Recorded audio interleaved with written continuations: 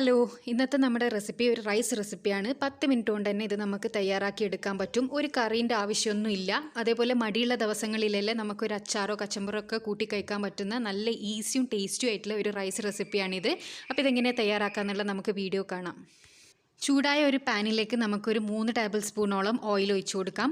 ഓയിലൊന്ന് ചൂടായി വരുന്ന സമയത്ത് ഒരു 4-5 അല്ലി വെളുത്തുള്ളി ചെറുതായി അരിഞ്ഞതിട്ട് ഒന്ന് സോട്ട് ചെയ്തെടുക്കാം. അതായത് അതിൻ്റെ പച്ചമണം ഒന്ന് മാറ്റിയെടുക്കാം. പിന്നെ ഒരു മീഡിയം സൈസുള്ള ഉള്ളി ചെറുതായി അരിഞ്ഞത് കൂടി ഇട്ടൊന്ന് വഴറ്റാം. പിന്നെ ഒരു മീഡിയം സൈസുള്ള തക്കാളി കൂടി ചെറുതായി അരിഞ്ഞത് ഇട്ടിട്ടൊന്ന് വഴറ്റിയെടുക്കാം. ഇനി അതിലേക്ക് ഞാനൊരു വലിയ പച്ചമുളക് നടുകെ കീറി ഇട്ട് കൊടുത്തിട്ടുണ്ട്, അതും കൂടി ഇട്ട് കൊടുക്കുക. പിന്നെ ഒരു 1/2 കപ്പ് ക്യാരറ്റ് ചെറുതായി അരിഞ്ഞത് ഇട്ട് കൊടുക്കുക. പിന്നെ ഇതിലേക്ക് ഞാൻ ആഡ് ചെയ്ത് കൊടുക്കാൻ പോകുന്നത് കുറച്ച് വേവിച്ച ഗ്രീൻ പീസാണ്. ഗ്രീൻ പീസ് ഫ്രോസൺ ഉണ്ടെങ്കിൽ ഫ്രോസൺ ഇട്ട് കൊടുക്കുക, അല്ലെങ്കിൽ കുറച്ച് ഗ്രീൻ പീസ് വേവിച്ചതിന് ശേഷം നിങ്ങൾക്ക് ഇട്ട് കൊടുക്കുക. പിന്നെ ഇത് ഓപ്ഷണലാണ്, ഇതൊക്കെ ഇട്ടാലാണ് ടേസ്റ്റ് ഉണ്ടാവുക. അപ്പോൾ ഇനി നിങ്ങൾക്ക് സവാളയും തക്കാളിയും മാത്രം മതി എന്നാണെങ്കിൽ അതും കുഴപ്പമൊന്നുമില്ല കേട്ടോ.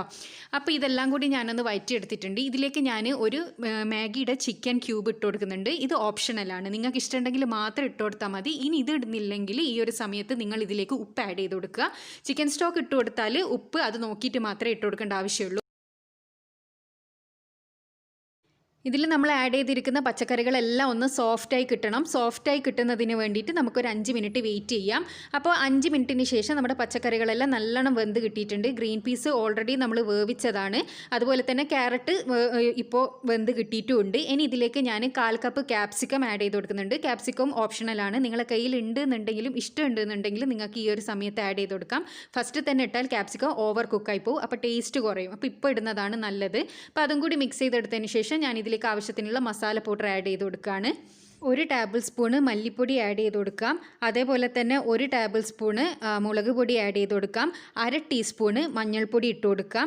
അതുപോലെ തന്നെ 1/2 ടീസ്പൂണ് ഗരം മസാല പൊടി ഇട്ട് കൊടുക്കുക. പിന്നെ ഇതെല്ലാം കൂടിയിട്ട് നല്ലോണം ഒന്ന് മിക്സ് ചെയ്തെടുക്കുക. നമ്മുടെ പൊടികളുടെ പച്ചമണമെല്ലാം നന്നായി മാറി കിട്ടണം. പിന്നെ നമ്മുടെ പച്ചക്കറി നന്നായി വെന്ത് കിട്ടണം. അതാണ് മെയിൻ ഇതിലുള്ളൂ, വേറൊന്നുമില്ല.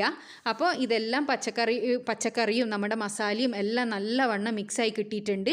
ഇനി ഞാൻ ഇതിലേക്ക് അവസാനമായിട്ട് ഒരു 1/2 കപ്പ് മല്ലിയില അരിഞ്ഞത് കൂടി ആഡ് ചെയ്ത് കൊടുക്കുന്നുണ്ട്. മല്ലിയിലൊക്കെ ഈ റൈസിന് നല്ല ഫ്ലേവർ തരും. മല്ലിയിലയുടെ കൂടെ തന്നെ ഞാൻ കുറച്ച് മിൻറ്റ് ലീവ്സ് കൂടി ഇട്ട് കൊടുത്തിട്ടുണ്ട് കേട്ടോ. അത് നിങ്ങളുടെ അടുത്ത് ഉണ്ടെങ്കിൽ ഇട്ട് കൊടുക്കുക, കുറച്ച് മിൻറ്റ് ലീവ്സ്.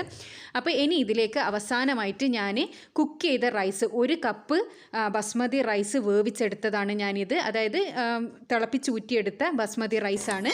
അത് ഞാൻ ഇതിലേക്ക് ആഡ് ചെയ്ത് കൊടുത്തിട്ടുണ്ട്. ഇനി ഈ പച്ചക്കറിയിലും മസാലയിലും ഈ ഒരു ചോറിലേക്ക് നല്ലോണം നമ്മൾ മിക്സ് ചെയ്തെടുക്കണം. അപ്പോൾ നമ്മൾ ഈ റൈസ് കുക്ക് ചെയ്തെടുക്കുമ്പോൾ ശ്രദ്ധിക്കേണ്ടത് എന്തെന്നാന്ന് വെച്ചാൽ നമ്മൾ കറക്റ്റ് വേവിൽ തന്നെ ഇത് വെള്ളം ഊറ്റിയെടുക്കണം. എന്നാൽ മാത്രമേ നമ്മൾ ഈ മിക്സ് ചെയ്യുന്ന സമയത്ത് നമ്മുടെ റൈസ് പൊടിഞ്ഞു പോകാണ്ടിരിക്കും. അപ്പോൾ നല്ല ഭംഗിയിലും നല്ല ടേസ്റ്റിലും തന്നെ നമുക്ക് ഈ ഒരു റൈസ് കഴിക്കാൻ കിട്ടും.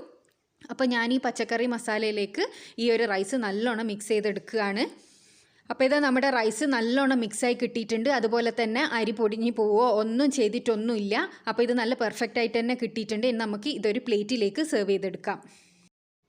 അപ്പോൾ നമ്മുടെ വെജിറ്റബിൾ പുലാവ് ഇവിടെ റെഡി ആയിട്ടുണ്ട്. അപ്പോൾ എല്ലാവരും ഇതൊന്ന് ട്രൈ ചെയ്ത് നോക്കണം. വെറും 10 മിനിറ്റ് കൊണ്ട് തന്നെ തയ്യാറാക്കാൻ പറ്റുന്ന നല്ല ടേസ്റ്റി ആയിട്ടുള്ള ഒരു റൈസാണിത്. നിങ്ങളടുത്ത് കുക്ക് ചെയ്ത് വെച്ച റൈസൊക്കെ ഉണ്ടെന്നുണ്ടെങ്കിൽ കുറച്ച് പച്ചക്കറി മുറിച്ചിട്ടിട്ട് ഇതേപോലെ തയ്യാറാക്കി എടുത്താൽ നിങ്ങൾക്ക് ഒരു കറിയും ഇല്ലാണ്ട് തന്നെ ഇത് കഴിക്കാൻ വേണ്ടി പറ്റും.